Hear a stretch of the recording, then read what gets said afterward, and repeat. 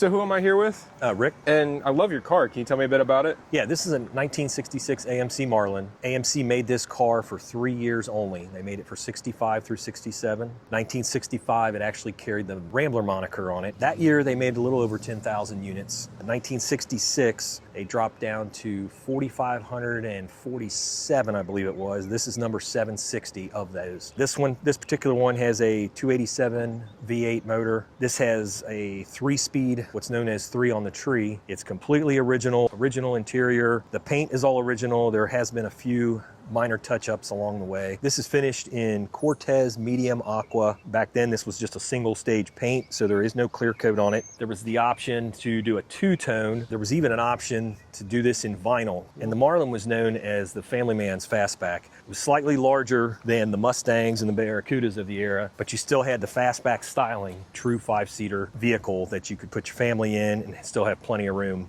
to haul things, nice large trunk space in the back and everything. The coolest features about it is when you roll the rear windows down, there's no pillar here. So you've got this completely open styling cue, and you can look down through it and you just had this nice large area. So then as it came down, you had this nice flat surface and everything kind of tapered into a tail.